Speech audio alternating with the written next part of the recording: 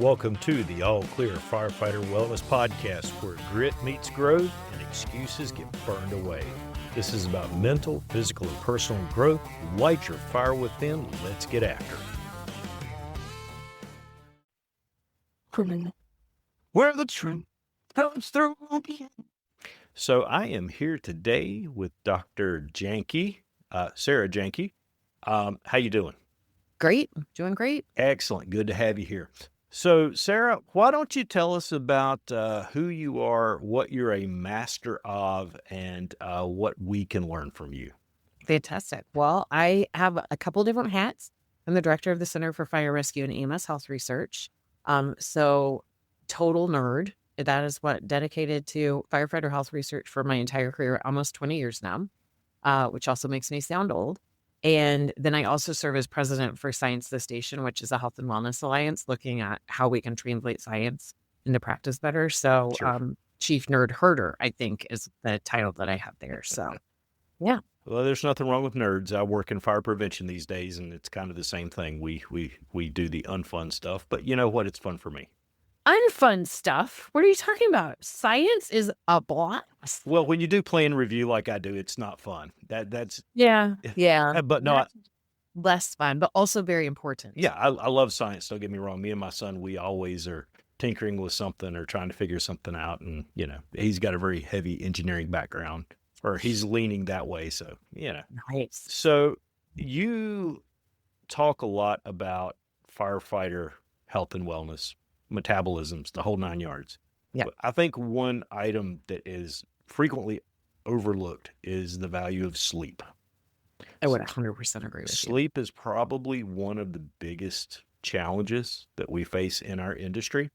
But, you know, one of the things that firefighters always pride themselves on, I'm tough, I got grit, I can work through it. You know, I'm just going to push. I'm just going to push on through. And sometimes that leads to exhaustion. Are we really doing ourselves any favors when we deprive ourselves of sleep? Short answer, no. Long answer is that it not only, so you know there's a saying, I used to say it, like, I'll sleep when I'm dead. Right. And you're like, oh, I can just keep going. There's actually evidence that if you short sleep, so if you're depriving yourself of sleep under like the 7 to 8 hour piece, you actually will die sooner. So like you're shortening the life that you have by short sleeping. And I think we use, lack of sleep or not sleeping as like a badge of honor sometimes. Right. Because I'm so dedicated to fill in the blank. I'm dedicated to the job. I'm dedicated to the family. But what we see is both in the short term and the long term, you're really handicapping yourself in a lot of ways. So long term, short term makes sense, right? Like it's cognition and awareness, but even mood for short term. But if you look like long term overall health and wellness, and I didn't used to like, and I have to give credit to a lot of other scientists who are like, you really need to look at Joel Billings out of Emory-Riddle was one that was like, I'm fascinated by sleep in the fire service. I'm like, yeah, it's important, but. And then I started doing some of the basic research, and I think you're right. I think it's actually one of the most important things that we can look at with health and wellness, because it's shift work is related to, it's considered a probable carcinogen right now by IARC, which they'll, as more research evolves, they'll see if they can, if that gets elevated. But it's also related to cardiovascular disease, both long-term development, calcification, but also short-term, just increasing, blood pressure.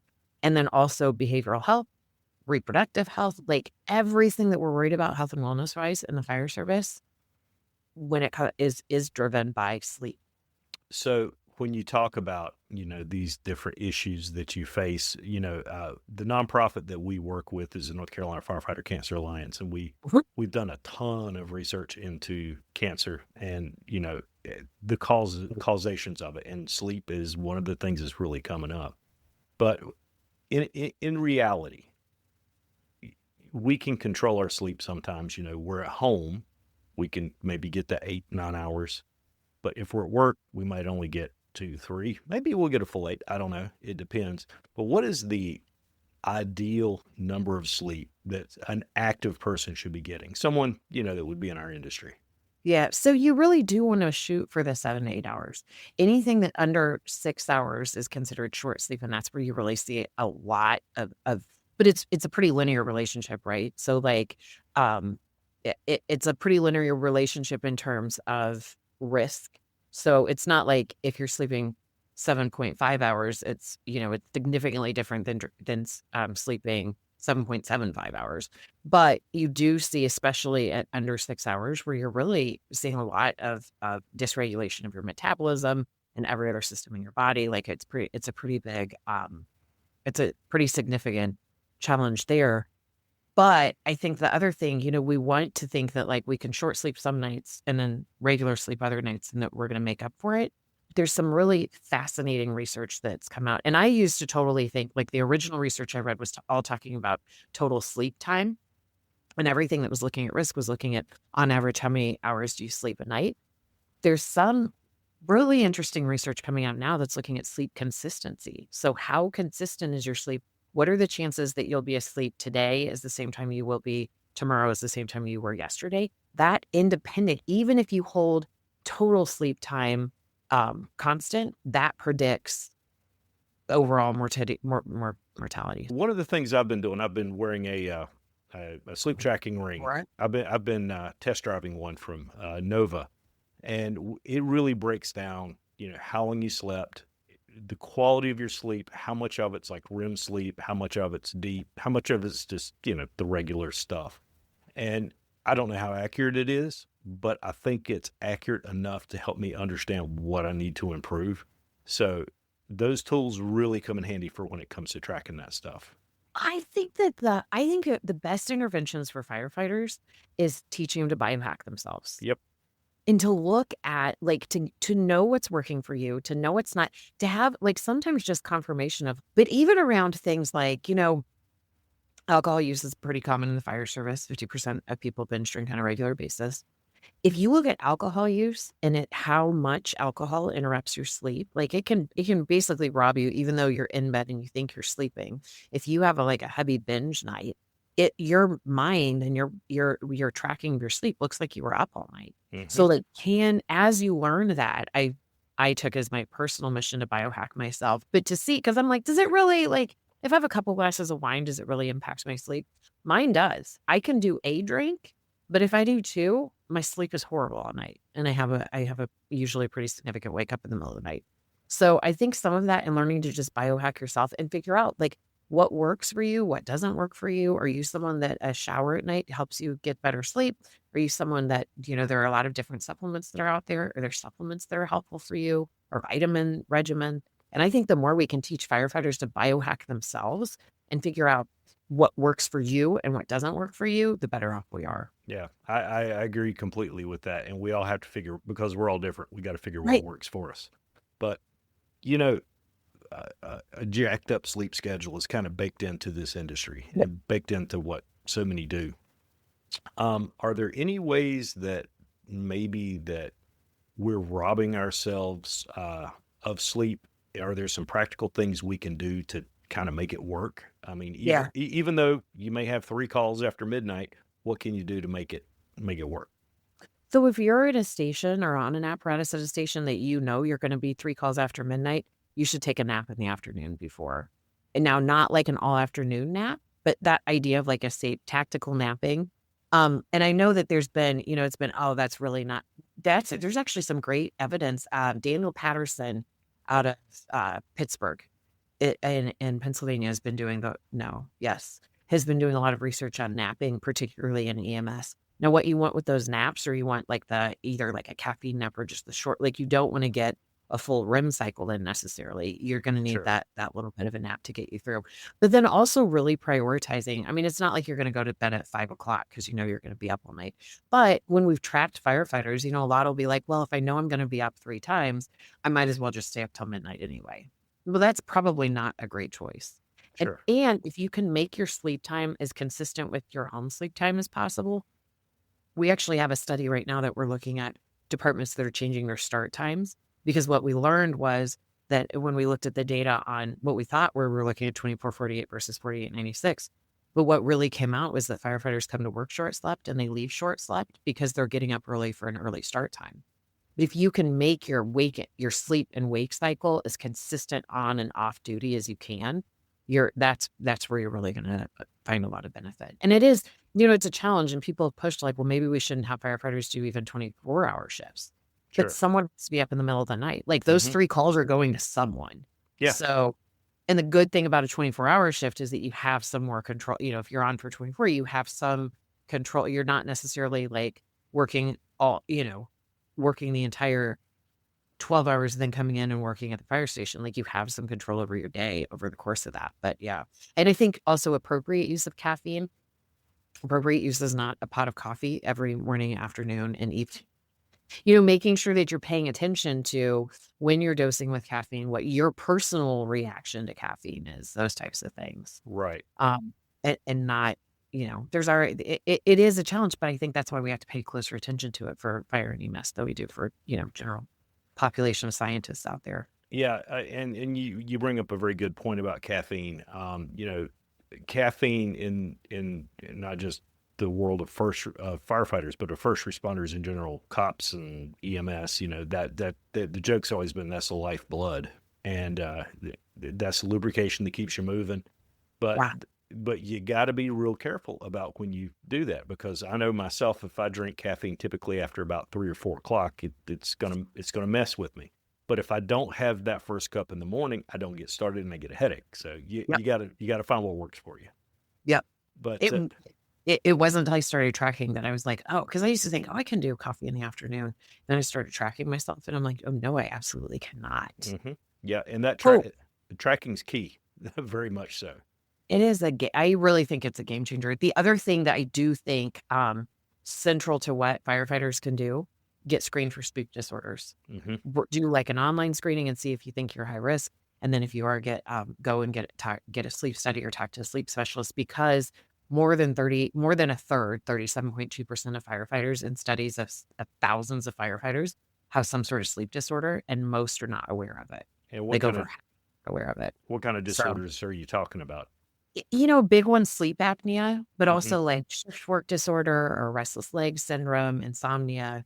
And there are a lot of things you can do around, like if you're struggling with insomnia, around even just behavior changes where you're classically conditioning your mind to associate your bed with sleep. So I think really I think the first thing to do is just take seriously the impact of sleep and not getting enough sleep. But I think sleep disorder screenings is will be a significant benefit. And I do agree with that, because I know a lot of firefighters that are, they have the sleep apnea, they have to wear the mask, the CPAP, stuff like that. But, you were talking about the value of like a tactical nap. We call them mandatory safety naps. But when you talk about that, that kind of leads into another thought, which is about sleep debt. A lot of times we talk about, well, I was up all night, I'm off for 2 days, let me sleep. Is sleep debt a real thing, and how important is it? We'll return after these messages. Wake up slow, grab your mug, it's time to roll. All clear coffee, fire in your soul, brewed by firefighter, strong and true. One bean at a time, we're looking out for you. From first sip through your last call of the day, fuel your fight, keep the drag away. Get your bag now, don't wait, don't stall. Allclearpodcast.com. Hey! We got beans for all. I mean, you definitely can cause a debt. And you can, yes, I would say that sleeping, like trying to pay down that debt, and sleeping when you know that you've been short sleeping is important. It's not the same as getting the consistent sleep. That's the challenge, is that it's not, you'd like to think it's all like a zero-sum game. But even if you look at, and this is part of the problem with inconsistent sleep patterns, is like sleep isn't non-specific even over the course of a night. So you're going to have like your REM cycles, your non-REM and REM sleep are going to go through even that's not consistent overnight. So what happens during sleep in terms of like memory consolidation, remembering and forgetting, just all those things, the way you file away all the things that you experience during the day doesn't happen in a consistent way over the course of the night. So you want to make sure that you're getting that good long sleep, because that is where you're able to most effectively file away your experiences, that you create the neural connections that you need to create to for your best cognitive processing and all of those things. So you can, and I know sometimes we oversimplify to like, oh, it's, on average, as long as it averages out. But what the research is saying is that it's not just the average of it. So if you take someone, even if on average you're getting the same sleep and one person's getting a consistent 7.5 hours a night, the other person's doing 5 hours one night, 9 hours the next, you actually will see differences between those two people. And you're definitely better off if you're the consistent 7-hour nighter. Good to know. Good to know. And like I said, we might need to get a prescription from you for our chief to let us have naps in the afternoon. I've got good data now. There is good data from, like I said, Daniel Patterson stuff. He put a whole thing out with EMS and looked at cognitive functioning. It's like if you look at, I'm sorry, I just get so excited about it. That's fine. If you look at, like if you're awake, right? Someone asked me one time, what is it, like what cognitive, in terms of cognitive functioning, if you're awake for a full 24 hours, you are, in terms of cognitive functioning, you're about the same as the blood alcohol content of about 0.10, right? Not good. And it's like that's happened, right? That people are up for 24 hours. Even if you're looking at like 15 or 16 hours, like you're under what that limit would be. But 15 and 16 hours, like that's if you're getting 6 hours a night. Right. So, so I think, yeah, I do think there is a safety reason that we should be, acknowledging the benefit of those. And like I said, it's not like a, whole 4-hour siesta in the afternoon where you get to, we shut the shops down, which I would love, but Hey. it's a nap. Well, one of, you talk about nerdy culture and science and things like that. One of my favorite shows for forever, and my son picked it up later on, was Mythbusters. And they did a show where they were looking at the sleep schedule of crab fishermen. I think it was to go along with like, what do you call it? A deadliest catch. But they were showing that even short naps in between the shifts, even if it's only 30 minutes, you can go a lot longer when you get that little piece in than when you get nothing. Now, granted, they were not as effective as somebody that was well rested, but it made a huge difference just getting that bitter piece as you go. So have you ever heard the term microsleeps? yes. So that fascinates me, that your body will, if your body is so desperate for sleep, you'll like, I hate to admit that I've been, driving late at night and I do like the long blink and I'm like, oh, and that is your body going like, I will grab even seconds if I can get them. Yep. Because it's so important to that. I mean, it'd be awesome if we didn't have to sleep because you could get so much done, but also I love sleeping. Well, and that's the thing that a lot of people don't realize. You were talking about how it's like someone that has an elevated blood alcohol level. When you're on the fire scene, you don't want the person that's making the decisions to save you or help you or whatever to be under any type of influence, whether it be lack of sleep or substance or whatever. So yeah, it truly is something that has to be looked at. But from your perspective, what are some of the most common mistakes that firefighters make when it comes to sleeping? I do think I think the biggest one is just assuming that sleep's not that big of a deal. To assume that I'll sleep in retirement, I'll sleep when I'm dead, those types of things. I think the biggest mistake is just not recognizing how big of a deal it is, how much impact it has on all the other health parameters that are so important. So I think that's probably the biggest one. I do think thinking that you can just make up that as long as you have it on average and assuming that and not prioritizing sleep and sleep consistency is another thing that is a big challenge. In fact, I think those are probably the two biggest things that people are doing wrong. Another one though, I think thinking that if you have like I mentioned alcohol earlier, thinking if you're drinking in the evening, as long as you're going to sleep or passing out. And we see a lot of, we see heavy alcohol use in the fire service, not understanding or appreciating the impact that alcohol use has, particularly. This is where everyone's like, oh, so Sarah's message is day drink and nap, which is not, it is technically what I'm saying. But I think that one in particular does a lot to mess with sleep that we don't realize. Cause you think like, oh, I have a couple, I'm going to have a couple glasses of wine or whiskey, a couple beers to help me kind of like de-stress from the day. but then it's really messing your sleep up. It's interesting. We talk about you were talking about the biohacking, and whether it be your Apple Watch or your Ring or whatever your measuring device is.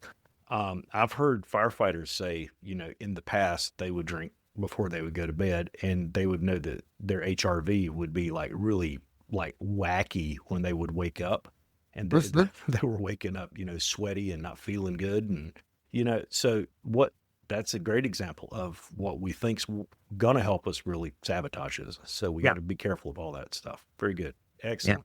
So if there's a firefighter listening right now today that is sleep deprived, maybe he's drinking a cup of coffee, worried that he's not going to get to sleep tonight, what would you recommend? What would you say are 3 steps that they could take tonight to be able to sleep better? So I think the first one would be like, don't panic. We've just talked about a lot of really bad things. I would say don't panic, because every day you get the opportunity to fix your sleep. So I think we get and I feel bad because sometimes I feel like the data all just is all bad news. Right. But the nice thing here is that you have the opportunity to fix what you need to fix. And the first step is realizing you have a problem. The first step is realizing like, wait, I maybe should be paying closer attention to this. Beyond that, I think you want to set up your sleep environment to be the best possible sleep environment. You figure out like it needs to be a cool place. It needs to be a dark place. Your core body temperature should be dropping a couple degrees overnight. That's going to get you the best sleep. So look at like, and part of the benefit of talking about sleep and thinking about sleep and studying sleep is I used to feel about sleeping, and it's really given. I think the more you learn about it, the more you see like it gives you permission to prioritize sleep. Your bed should be the most comfortable place ever, and it should help you just relax. Like if you're going to splurge on something for yourself, splurge on your bed space. Make sure that if you like a fan, make sure you have the nicest fan. Make sure that your bed is comfortable, your pillow is comfortable. Like you really want to make that space somewhere dreamy for you. So I think that's a big one. So we can control the environment at our homes. We can choose our mattress. We can choose, what type of shades we'll have or whatever. But what are some maybe steps we can take at the station to maybe we got the guy in the stall next to us is snoring, like a Husqvarna and a chainsaw. But what can we do at the station to make things better for us? I think even the things around making sure that your bedding is comfortable, putting a fan on yourself, even if it's just in your small area. I would say put in or do noise canceling so you can't hear it, but then you couldn't hear the calls either. So don't do that. You probably definitely need to.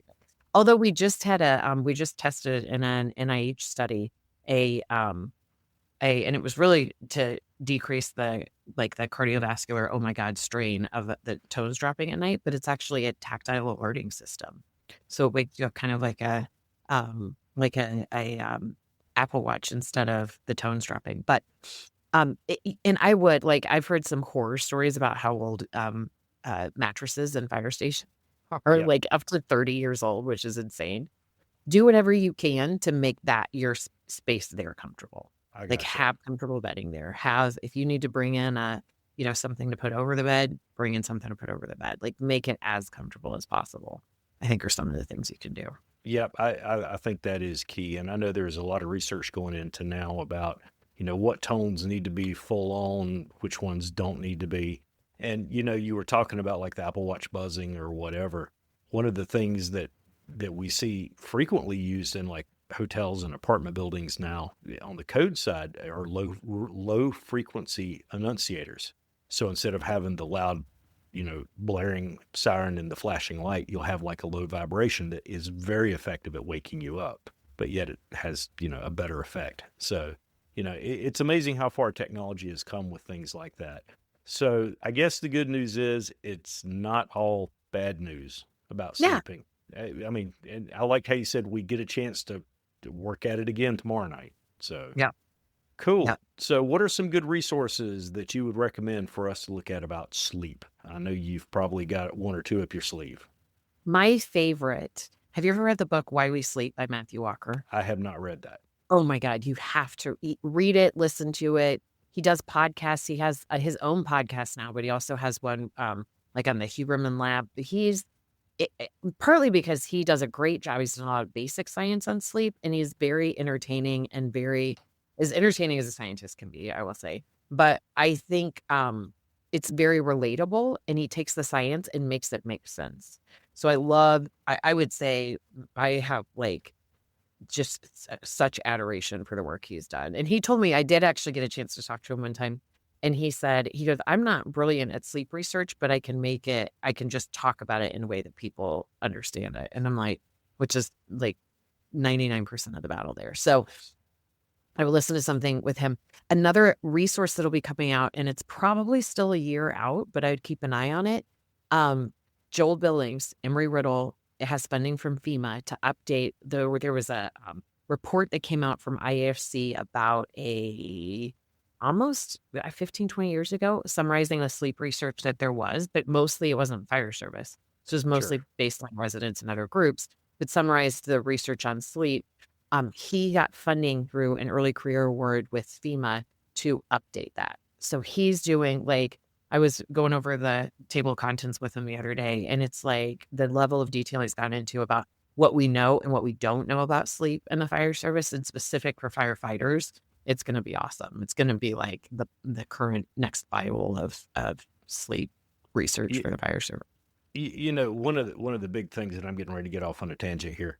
One of the things that frustrates me are a lot of the newer, younger firefighters that if they can't pick it up in a TikTok clip or on YouTube very quickly, you know, they're like, I don't need to know it. Somebody will tell me.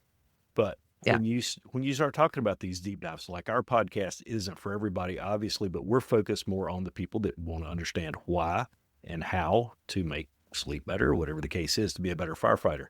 But you can't undervalue how much it is beneficial for you to look into these things a little bit deeper, particularly sleep, because that one will kill you quick. You know, as quick as anything else in the fire service, unfortunately. But so Sara, if our listeners want to find out more about you, where can they learn more about your pursuits? Best place. One of the things that I mentioned, Science to the Station. One of the things that we are really trying to do, it's been an evolution with a lot of different people kind of building this up over the last decade, but we launched Science to the Station, where we're really focusing on translating science, firefighter health science to practice. Gotcha. So you can pick up, so you can look at an infographic and go, oh, okay, or see something. I'm horrible at social media, but we have good social media people who are like, if you can't get it to me in under 90 seconds, I don't need it. And so we have Science to the Station. Our social media is he's killing it on social media. So lots of practical tips and tricks there, but we also have a website that has links to a lot of the resources and a lot of the evidence-based tools that have been developed for the fire service, both by the research team I work with and with other research teams, other organizations. We kind of have it all cataloged there under resources. So any of that stuff, the sleep study, when it comes out, will be there, and we'll be highlighting that, because we'll do a whole social media series about sleep and the importance of sleep there. Excellent. Well, we look forward to that, and we'll have all those in our show notes to talk about how to get a hold of you and things like that. But we appreciate you taking time to be with us on All Clear today. Hopefully you'll come back and join us sometime and talk about maybe another topic, maybe talk some more about sleep. But you know, there's so much to learn. So much good research out there. That's it. So, you know, we always say here on the All Clear podcast, we do like to thank our listeners. We can't do this without you. And, you know, please like, subscribe. If any of this is beneficial to you, your crew, somebody you know, please share it. You can go to allclearpodcast.com to learn more about us, to learn about Sara and her work and everybody else we've had on here. And as we always do say here on All Clear, light your fire within.